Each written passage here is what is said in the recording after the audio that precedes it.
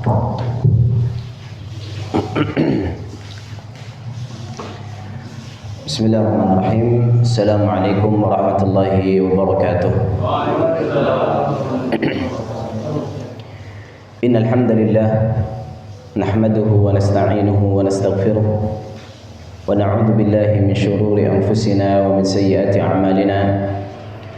May yahdihillahu fala mudilla lahu wa may yudlil fala hadiya lahu. Wa asyhadu an la ilaha illallah wahdahu la syarika lahu wa asyhadu anna Muhammadan 'abduhu wa rasuluh. Sallallahu alaihi wa ala alihi wa ashabihi wa man tabi'ahum bi ihsanin ila yaumiddin. Ya ayyuhalladzina amanu taqullaha haqqa tuqatih wa la tamutunna illa wa antum muslimun. Amma ba'd.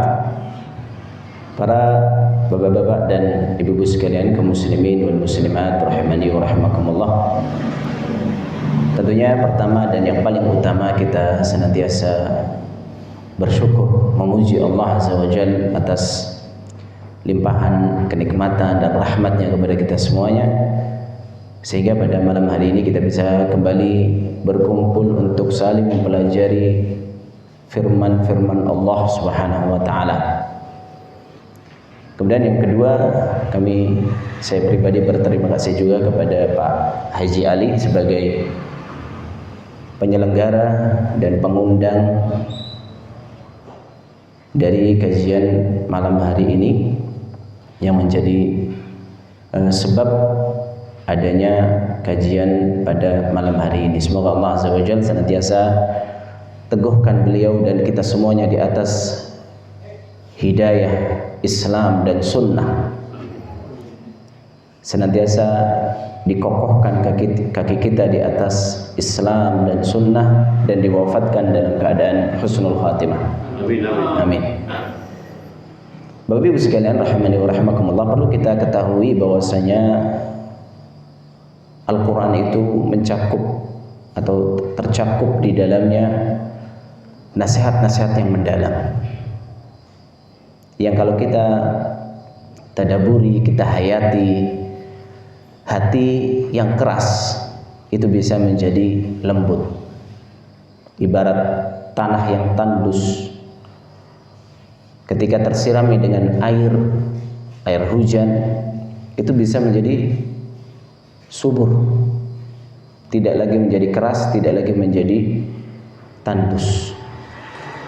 Demikian pula hati manusia yang keras, suka berselisih, suka membantah, ini bisa menjadi lembut ketika kita mau menghayati Al-Quran. Oleh karena itu Nabi SAW dalam hadis yang sahih, beliau mempermisalkan wahyu itu seperti hujan. Mathal ma ba'athani Allahu bihi minal ilmi wal huda kamathali ghaithin asaba ardan. Permisalan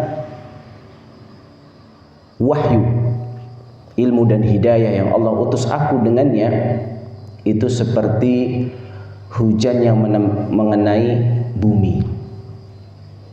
Dan bumi ini, kata Nabi SAW, ada 3 macam. Ada jenis tanah yang dia meresap air sehingga menumbuhkan tanaman-tanaman yang banyak bermanfaat bagi diri sendiri dan orang lain. Tanaman yang bisa dimanfaatkan oleh orang lain. Ini contoh orang yang mengambil manfaat dari siraman rohani Al-Quran dan Sunnah. Tipe yang kedua dari tanah adalah tanah yang tandus, atau innama hiya qi'an, kata Nabi, dia adalah tanah yang datar, yang tidak bisa menyerap air, saking kerasnya, seperti bebatuan, tidak bisa menyerap air, sehingga air itu hanya lewat saja, tidak bisa meresap dan tidak bisa menumbuhkan tanaman dan tumbuhan-tumbuhan. Ini contoh orang yang tidak bisa mengambil manfaat dari Al-Quran dan sunnah, dari wahyu, dari siraman rohani, dari wahyu Al-Quran dan sunnah. Yang ketiga adalah orang yang tidak peduli, ya, tanah yang memang tidak terkena air, sehingga tidak menumbuhkan tanaman, tidak pula bermanfaat. Ini kita berharap kita duduk pada majelis malam hari ini membaca ayat-ayat Al-Quran, mentadaburinya, ya, memahaminya, menghayatinya, menjadi sebab hati kita lembut, sehingga mudah untuk menerima kebenaran. Karena memang dasar pondasi ahlus sunnah wal jamaah itu tidak suka berdebat, ya, tidak suka berdebat. Imam Malik bin Anas Al-Asbahi, Imam Daril Hijrah, Imam Malik bin Anas, gurunya Imam Syafi'i. Gurunya Imam Syafi'i namanya Imam Malik bin Anas. Pernah ketika mengajar di Masjid Nabawi didatangi oleh seseorang ingin mendebat Imam Malik. Wahai Abu Abdullah, julukannya Abu Abdullah, Malik, mari kita berdebat. Kata Imam Malik, kalau kamu mengalahkan saya, kata dia, ya kamu ikut saya. Kalau saya mengalahkan kamu, ya saya ikut kamu. Kalau ada orang ketiga mendebat kita berdua dan kita kalah, ya kita ikut dia. Kata Imam Malik, pergi kamu dengan keraguanmu terhadap agamamu. Adapun saya sudah yakin dengan agama saya, maka tidak perlu untuk diberdebatkan lagi. Nah, ya, bagaimana ini adalah Imam ahli sunnati wal jamaah, gurunya Imam Syafi'i, Imam Malik bin Anas, pengarang kitab Al-Muwatta yang dihafalkan oleh Imam Syafi'i rahimahullahu ta'ala. Semoga kita dengan mempelajari Al-Quran menjadi sebab hidayah bagi hati kita, memperbaiki diri kita pribadi, yang menjadi pribadi yang lebih baik bagi diri sendiri, bagi orang-orang terdekat kita, bagi lingkungan kita, dan yang lebih utama dari itu semua adalah lebih baik lagi ibadah kita kepada Allah Subhanahu wa ta'ala. Baik, Bapak Ibu sekalian rahimani wa rahimakumullah, kita akan masuk ke surah Al-Baqarah, ya. Surah Al-Baqarah ayat yang pertama. Mungkin kita baca terlebih dahulu Bapak Ibu sekalian. Insyaallah hafal semua ini, ya. Dari halaman pertama, Pak. Halaman pertama saja kita akan bahas ayat 1 sampai 5. Ya, insyaallah nampaknya lebih cocok satu halaman saja. Ya, pernah saya sampaikan di sini 10 ayat, nampaknya kepanjangan kalau 10 ayat karena waktu kita terbatas. Sehingga kita insyaallah satu muka saja, ya, satu halaman. Ya, semoga kita istiqomah. Baik, kita baca terlebih dahulu Bapak Ibu sekalian. Saya baca, nanti Bapak-bapak bisa ikuti setelahnya. A'udzu billahi minasy syaithanir rajim. A'udzu billahi minasy syaithanir rajim. Bismillahirrahmanirrahim. Bismillahirrahmanirrahim. Alif Lam Mim. Alif Lam Mim. Dzalikal kitabu la raiba fihi. Dzalikal kitabu la raiba fihi. Hudan lil muttaqin.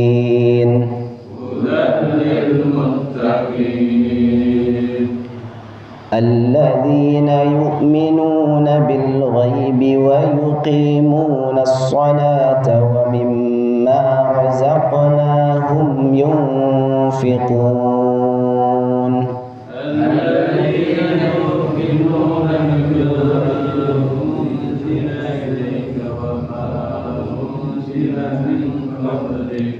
الذين يؤمنون بالغيب ويقيمون الصلاة ومما رزقناهم ينفقون الذين يؤمنون بالغيب ويقيمون الصلاة ومما رزقناهم ينفقون والذين يؤمنون بما أنزل إليك وما أنزل من قبلك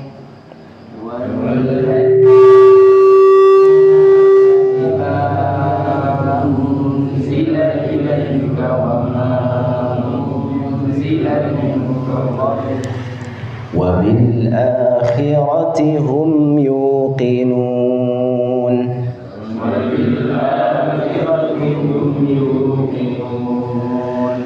أولئك على هدى من ربهم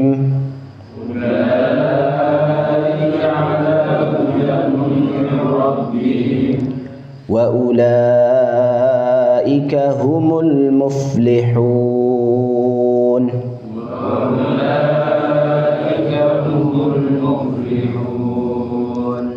Baik, ini ayat 1 sampai 5 dari surah Al-Baqarah. Ayat yang pertama, Alif Lam Mim. Dzalikal kitabu, ini adalah kitab Al-Qur'an, la raiba fih, tidak ada keraguan padanya. Hudal lil muttaqin, petunjuk bagi orang-orang yang bertakwa. Alladzina yu'minuna bil ghaib, yaitu mereka yang beriman kepada perkara yang gaib. Wa yuqimunas shalah, mereka yang menegakkan salat. Wa mimma razaqnahum yunfiqun, dan mereka yang menginfakkan sebagian rizki yang kami berikan kepada mereka. Walladzina yu'minuna bima unzila ilaika, dan mereka adalah orang-orang yang beriman terhadap apa yang diturunkan kepadamu, yaitu Al-Quran dan Sunnah. Wa ma unzila min qablik, dan apa yang diturunkan kepada para nabi sebelummu, itu dari kitab-kitab. Wa bil akhirati hum yuqinun, dan mereka yakin akan adanya hari akhirat. Ulaika ala hudam min rabbihim, mereka adalah orang-orang yang berada di atas hidayah dari Rabb mereka. Wa ulaika humul muflihun, dan mereka adalah orang-orang yang beruntung. Nah, ini 5 ayat yang kita akan ambil beberapa pelajaran-pelajaran dari ayat-ayat tersebut. Yang pertama terkait dengan ayat Alif Lam Mim. Ini disebutkan oleh Ibnu Katsir. Ada 2 pendapat di kalangan para ulama terkait dengan Alif Lam Mim ini. Kelompok yang pertama, mereka tidak mau menafsirkan Alif Lam Mim. Artinya mereka mengatakan ini adalah huruf-huruf yang, atau kalimat atau kata yang hanya Allah yang tahu maknanya, sehingga mereka tidak menafsirkan dari Alif Lam Mim tersebut. Dan pendapat yang pertama ini adalah pendapatnya Abu Bakar As-Siddiq, Umar, Utsman, Ali, Ibnu Mas'ud, dan banyak dari kalangan para sahabat. Ada kelompok yang kedua, ini juga dari kalangan para ulama Ahlus Sunnati wal Jamaah, ada yang mereka menafsirkan dari Alif Lam Mim tersebut. Walhasil memang apa yang disebutkan oleh para ulama terkait dengan alif lam mim ini secara umum terbagi menjadi dua. Ada yang mau menafsirkan, ada yang tidak mau menafsirkan. Yang tidak menafsirkan mengatakan itu adalah di antara perkara yang ista'tsarallahu bi'ilmih, ilmu yang Allah simpan untuk Allah saja.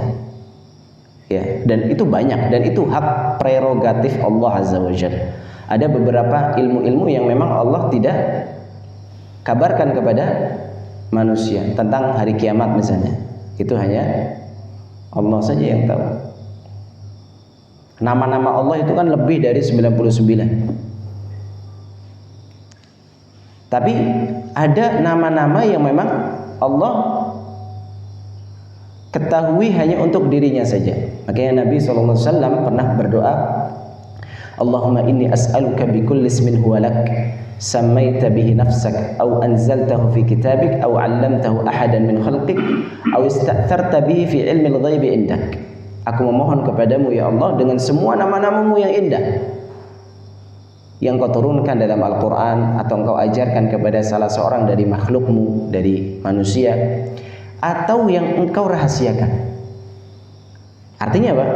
Artinya ada ilmu-ilmu memang yang dikhususkan untuk Allah ketahui sendiri, dan itu adalah perkara yang tidak memudaratkan kepada manusia secara umum.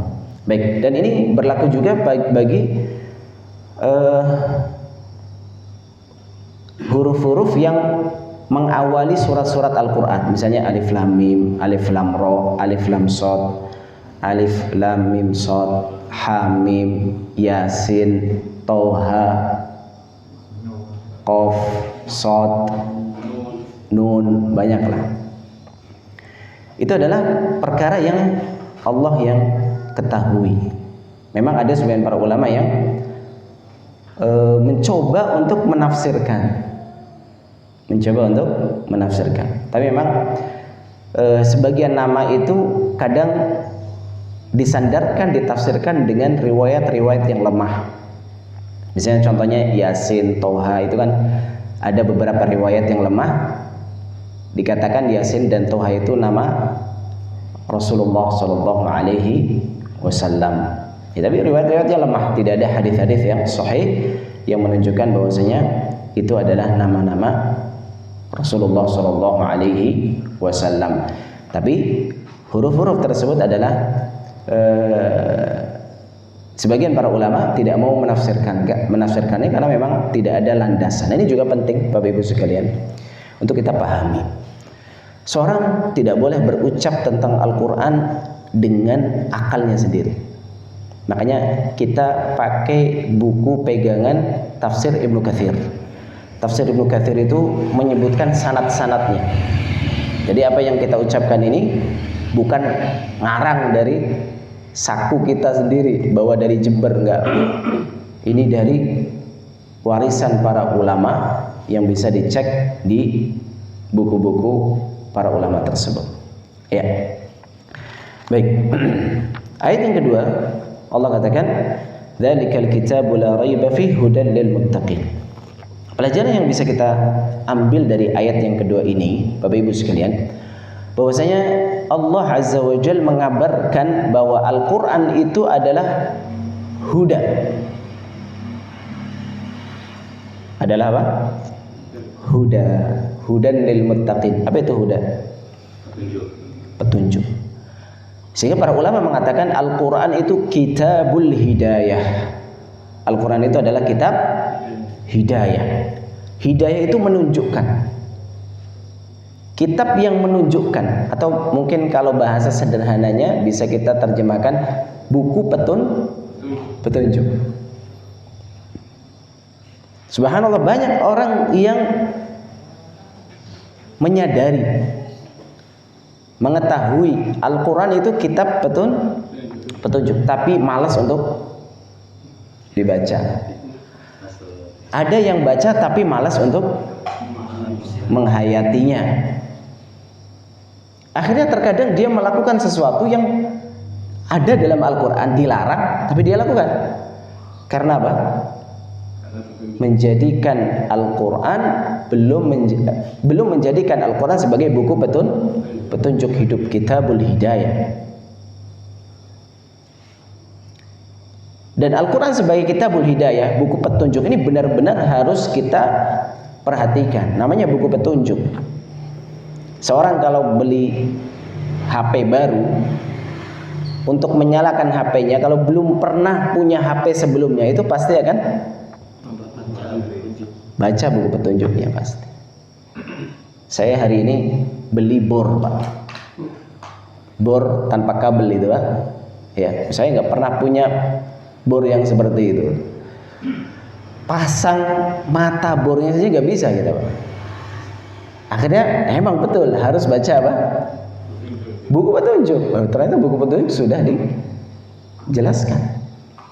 Makanya kata para ulama, Al-Qur'anu kitabu hidayah wa qalilun multamisuha. Al-Quran itu kitab hidayah, tapi sedikit yang mencari hidayah dari Al-Quran. Carinya wangsit, Pak. Cari petunjuknya apa, Pak? Wangsit, bertapa di apa? Goa. Di goa, di sungai, di kali ya, di bawah jembatan dan seterusnya. Enggak, keliru. Al-Quran kitabu hidayah, buku petunjuk. Carilah petunjuk hidup itu di dalam Al-Quran. Bahkan segala perselisihan yang terjadi di tengah manusia, kalau kita mau kembali kepada Al-Quran dan Sunnah, akan selesai permasalahan. Allah katakan, fa in tanaza'tum fi syai'in farudduhu ila Allah war Rasul in kuntum tu'minuna billahi wal yawmil akhir. Kalau kalian tanaza'tum fi syai', berselisih dalam suatu perkara, apapun itu perkaranya, fi syai'in, syai'in nakirah, dia mencakup semua, segala sesuatu. Berselisih dalam segala sesuatu, dalam urusan dunia, dalam urusan agama, apalagi agama. Apa yang Allah perintahkan? Farudduhu ilallahi war Rasul. Kembalikan perselisihan itu kepada Allah dan Rasulnya. Mengembalikan perselisihan kepada Allah maksudnya apa? Al-Quran. Mengembalikan perselisihan kepada Rasul, Sunnah. Kita punya hakim, kita punya penengah, Al-Quran dan Sunnah, Al-Quran dan hadis. In kuntum tu'minuna billahi wal yawmil akhir. Kalau kalian benar-benar beriman kepada Allah dan hari akhir. Ya, makanya di sini disebutkan oleh Ibnu Katsir rahimahullah, wa yutlaqul huda wa yuradu bihi ma yuqirru fil qalbi minal iman. Yang dimaksud Al-Quran kitab hidayah, buku petunjuk, adalah petunjuk kepada keimanan. Ini jenis yang ditunjukkan oleh, atau jenis pertama yang ditunjukkan oleh Al-Quran, yaitu keimanan yang benar. Keimanan yang benar ditunjukkan oleh Al-Quran. Allah mengatakan, innaka la tahdi man ahbabt walakinallaha yahdi man yasha. Kamu tidak bisa memberikan hidayah kepada orang yang engkau cintai, namun Allah saja yang bisa memberi hidayah. Dan ini Al-Quran ini kan kalamullah, ucapan Allah, bukan makhluk, dia kalamullah, ucapan Allah azza wa jalla. Maka kalau kita baca Al-Quran, seolah-olah Allah sedang mengajak kita bicara, karena dia adalah kalamullah. Allah katakan, innaka la tahdi man ahbabt walakinallaha yahdi man yasha. Engkau tidak bisa memberikan hidayah kepada orang yang engkau cintai. Saya ingin semua jamaah masjid ini dapat hidayah. Ya, Anda kayak ingin, berarti Anda memiliki suatu hal yang baik. Tapi hidayah itu di tangan Allah azza wa jalla. Kita mau capek, secapek-capeknya pun, kalau Allah tidak berkenan atau belum berkenan untuk memberi hidayah, maka tidak akan dapat hidayah.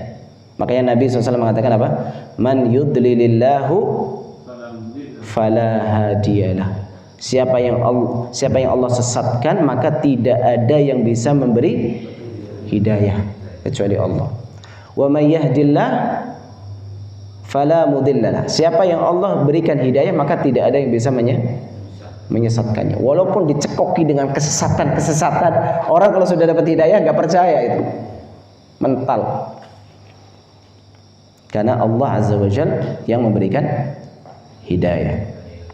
Yang kedua, kata Ibnu Katsir, wa yutlaqu wa yuradu bihi bayanul haqq wa tawdihuhu wad dalalatu alaihi wal irsyadu ilaihi. Jenis yang kedua, Al-Quran itu kitab hidayah yang menunjukkan kepada jalan yang hak.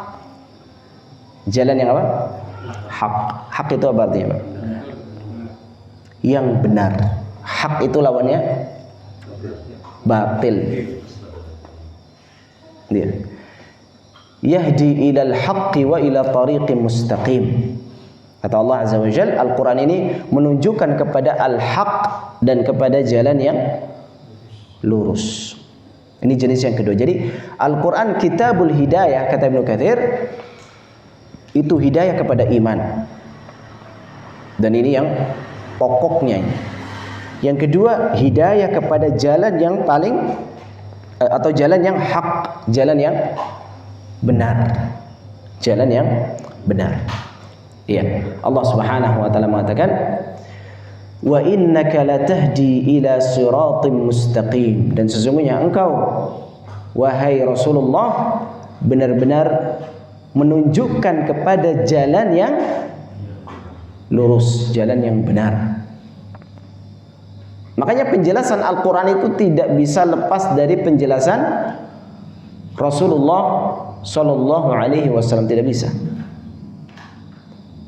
Kalau ada sebagian orang yang saya maunya Al-Quran saja sudah. Kan Al-Quran kan tibyana likulli syai', penjelas segala sesuatu. Ini namanya ada kelompok dulu di Bogor, Pak ya. Ya, dibantah oleh guru-guru kita, di antara Ustaz Yazid bin Abdul Qadir Jawas rahimahullah. Beliau pernah menulis ya suatu tulisan atau juga ceramah membantah tentang kelompok yang namanya Al-Quraniyun. Kelompok apa? Al-Quraniyun, yang mereka hanya mau berpegang dengan Al-Quran, tidak mau dengan hadis. Tidak mau dengan hadis, tidak mau dengan sunnah. Katanya Al-Quran itu tibyana likulli syai'. Al-Quran itu penjelas segala sesuatu. Berarti kita nggak butuh lagi selain Al-Quran, kata mereka gitu. Kata Ustaz Yazid rahimahullah, bukankah Allah mengatakan wa ma ataakumur rasulu fakhudhuh wa ma nahakum anhu fantahu. Di dalam Al-Quran sendiri Allah perintahkan kita untuk kembali merujuk kepada Rasulullah sallallahu alaihi wasallam dalam surat Al-Hasyr. Wa ma ataakumur rasul fakhudhuh. Apa yang datang Rasulullah dengannya, ambil. Rasulullah datang dengan apa? Sunnah. Ambil sunnah Nabi sallallahu alaihi wasallam. Wa ma nahakum anhu fantahu. Apa yang dilarang oleh Nabi, berhenti, jangan diteruskan. Ya selesai sudah. Ya, apa namanya, terbantahkan dari argumen orang-orang yang disebut dengan Al-Quraniyun. Ya. Jadi Bapak Ibu sekalian rahimani wa rahimakumullah, Al-Quran itu kitabu hidayah. Kitabu hidayatin. Kitab petunjuk, buku petunjuk yang harus kita perhatikan tentunya. Bagaimana caranya kita mengambil petunjuk dari Al-Quran? Yang pertama, dengan membacanya. Ini sudah pokok, sudah harga mati. Ya, kalau kita mau mengambil petunjuk dari Al-Quran, ya harus dibaca.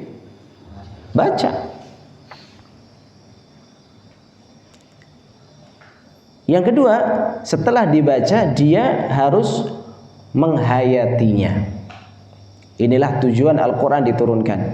Kitabun anzalnahu ilaika mubarakun liyadabbaru ayatihi. Kitab yang penuh dengan keberkahan. Kami turunkan untuk agar mereka mentadaburi ayat-ayatnya. Jadi mentadaburi ini diantara usaha kita sekarang ini ya. Kita duduk, ya kita baca ayat, lalu merujuk kepada pemahaman para ulama, ya para ulama dari kalangan para salaf, sahabat, tabi'in, tabi'ut tabi'in. Ini kan ada di sini di tafsir Ibnu Katsir. Ya. Lalu yang ketiga, mengamalkannya, mengerjakannya. Apa yang kita dapati dari perintah, kerjakan semampu kita. Apa yang kita dapati dari larangan, kita berhenti, kita jauhi. Ya gitu caranya. Cara mengambil petunjuk dari Al-Quran. Gampang, simple. Agama ini mudah. Ad-dinu yusrun. Agama ini mudah. Falan yushaddad dina ahadun illa ghalabah. Tidaklah ada orang yang menyusah-nyusahkan dalam urusan agama kecuali dia sendiri akan KO. Akan kalah sendiri. Ada tiga orang datang kepada Nabi SAW, kepada istri Nabi lebih tepatnya, bertanya bagaimana sholatnya Nabi, bagaimana puasanya Nabi, bagaimana sholat malamnya Nabi. Maka tiga orang ini yang pertama mengatakan apa? Maka setelah ini saya tidak akan menikah sudah. Saya akan fokus ibadah. Yang kedua apa? Mengatakan saya tidak akan berbuka di siang hari, akan puasa terus. Puasa terus. Yang ketiga apa? Saya dalam beberapa riwayat dia akan sholat malam terus dan tidak tidur. Dalam riwayat yang lain saya tidak makan daging dan seterusnya. Kalau kita pakai logika, Pak, logika apa? Orang sholat terus bagus nggak? Sholat malam terus gak tidur-tidur? Bagus. Orang puasa terus bagus nggak? Bagus. Orang ibadah terus tidak menikah, meninggalkan nikah, bagus nggak Pak? Iya.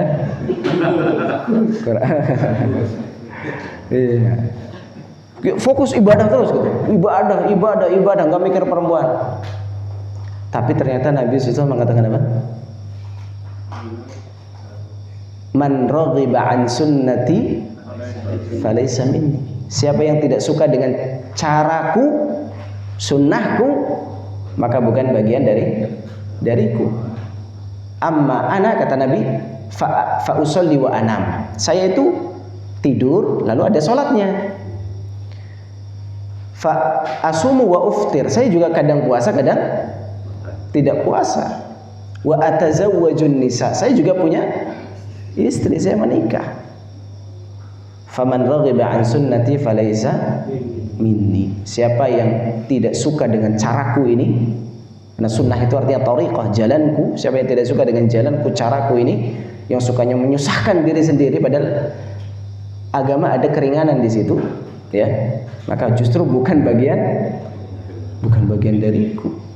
Artinya Bapak Ibu sekalian, beragama itu bukan hanya dengan logika. Agama itu wahyu, Al-Quran dan Sunnah. Ali radhiyallahu anhu pernah mengatakan, "Lau kana ad-dinu bir-ra'yi, lakana asfal al-khuffi aula bil masah min a'lah." Kalau seandainya agama hanya dengan logika saja, yang diusap ketika wudu itu harusnya bawah sepatu, bukan atasnya. Orang namanya masah alal khuf, mengusap di atas sepatu. Kalau kita sudah wudu, dicuci kakinya, terus kita pakai sepatu khuf namanya, atau kaos kaki, kita batal setelah itu lalu wudu lagi, kakinya nggak usah dicopot sepatunya, kaos kakinya tidak perlu dicopot, kita usap apa? Bagian atasnya saja. Loh, kan yang kotor mana? Bawahnya. Kok yang diusap? Punggungnya. Jadi kata Ali, "Ola qad ra'aitu an-nabiy yamsahu a'la khuffai." Aku telah melihat Nabi itu mengusap bagian punggung kaki, bukan alas kaki, bukan.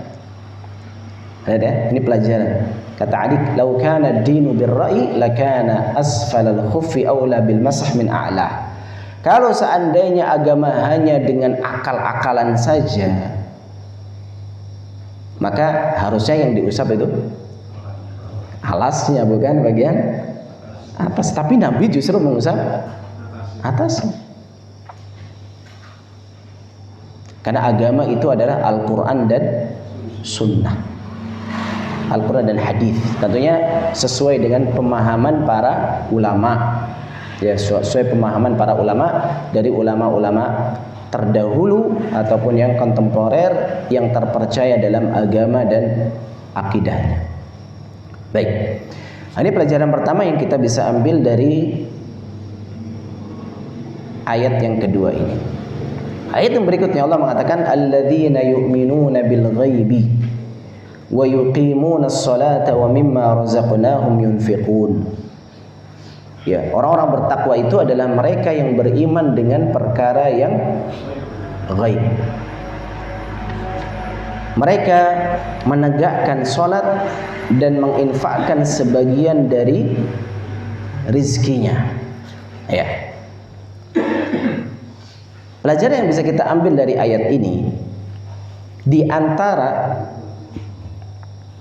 keistimewaan orang-orang yang muttaqin, orang yang bertakwa adalah beriman kepada yang gaib.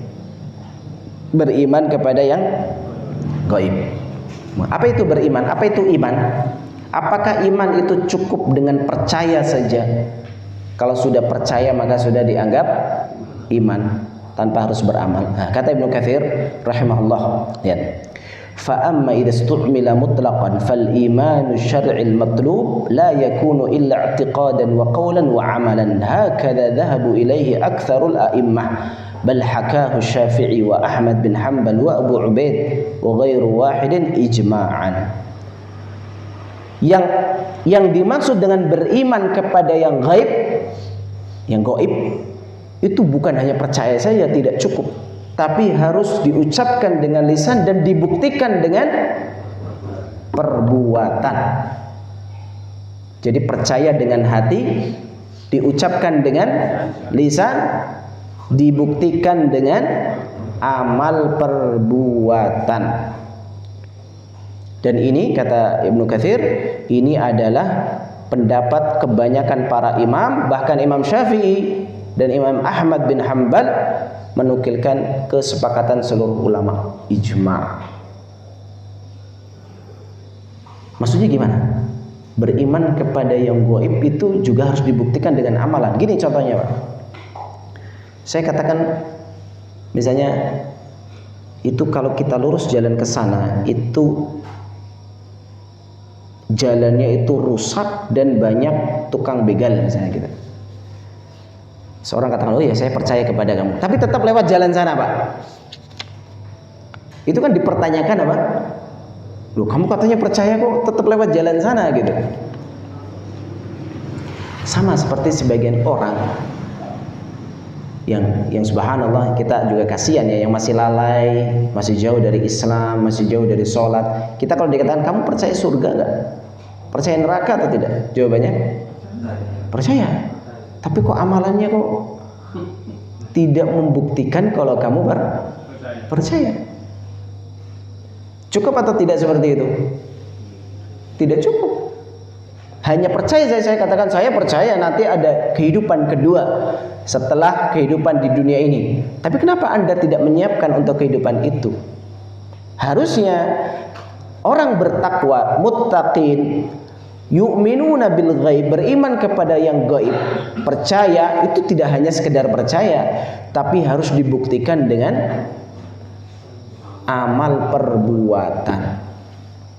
Nabi SAW pernah ditanya, ayyul mu'minina akyas, ya hai Rasulullah, siapa orang beriman yang paling cerdas? Yang paling cerdas. Kata Nabi SAW, aktsaruhum lil mauti dzikra wa ahsanuhum lima ba'dal mauti isti'dada, ulaikal akyas. Orang yang paling cerdas, orang beriman yang paling cerdas adalah yang paling banyak mengingat kematian dan paling bagus persiapannya untuk menyiapkan kehidupan setelah mati. Itulah orang-orang yang cerdas. Ini orang bertakwa, Pak. Jadi kita semangat nih beramal, kan kita nggak tahu pahalanya seberapa.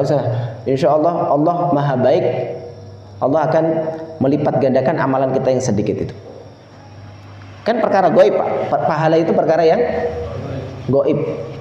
Ya, pahala itu perkara kita nggak tahu.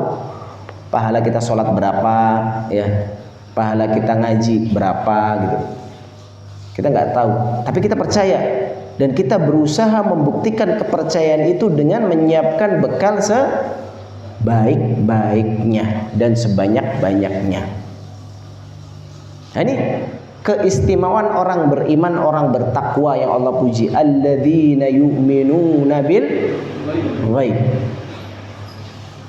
Mereka adalah orang-orang yang beriman dengan perkara yang gaib.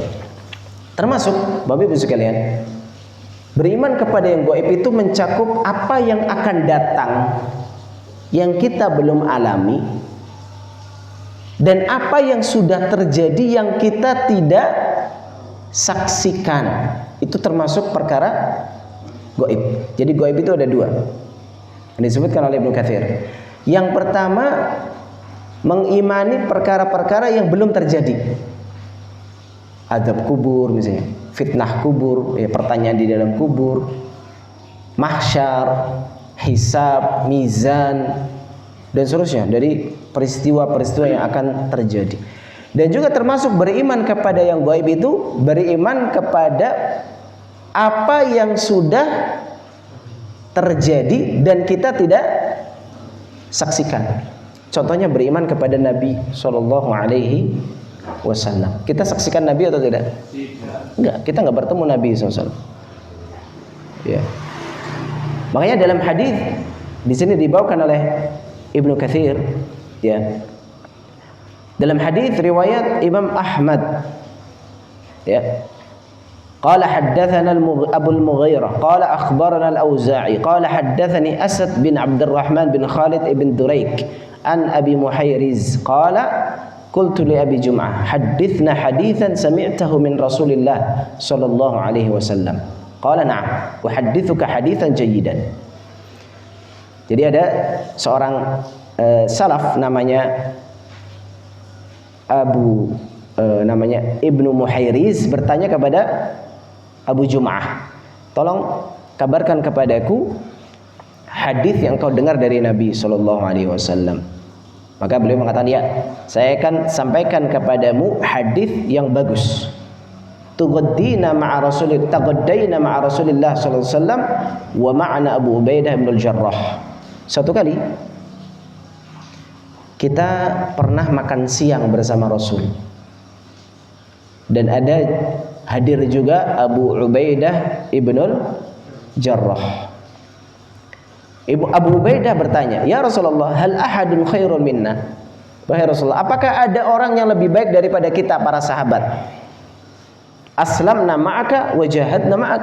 Kita itu sudah masuk Islam bersama Anda, kami melihat Anda, dan kami berjihad bersama Anda. Apa ada yang lebih baik dari kita? Para sahabat kan melihat Nabi, sehingga keimanan mereka kuat. Kata Nabi SAW, na'am, qaumun min ba'dikum yu'minuna bi wa lam yarawni. Ada orang-orang yang terbaik juga nanti akan datang. Itu mereka yang beriman denganku padahal tidak pernah melihatku secara langsung. Subhanallah, makanya Bapak Ibu sekalian, kalau kita berpegang teguh dengan sunnah Nabi SAW, kita gigit kuat-kuat itu. Addu 'alaiha bin nawajid, kata Nabi. Gigit kuat-kuat dengan gigi geraham kalian. Itu sunnah, karena berat. Ya. Banyak perlawanannya. Banyak gangguan-gangguannya. Banyak yang tidak suka, banyak yatarabbasun, mencari-cari kesalahan ataupun yang semisalnya. Sehingga kita dituntut sabar sudah. Selama kita di atas sunnah Nabi SAW, kita memang dituntut untuk sabar. Kata Nabi SAW, inna min waraikum ayyamas sabr. Sesungguhnya di belakang kalian akan datang hari-hari kesabaran itu diuji. Al-mutamassiku biddin kal qabid 'alal jamr. Orang yang berpegang teguh dengan agama, dengan sunnah Nabi SAW, itu seperti memegang bara api. Dipegang panas, dilepas juga binasa kita, Pak. Pilihannya, Pak. Ya sudah, bismillah, kita pegang secara kuat-kuat meskipun apa? Meskipun panas, Pak.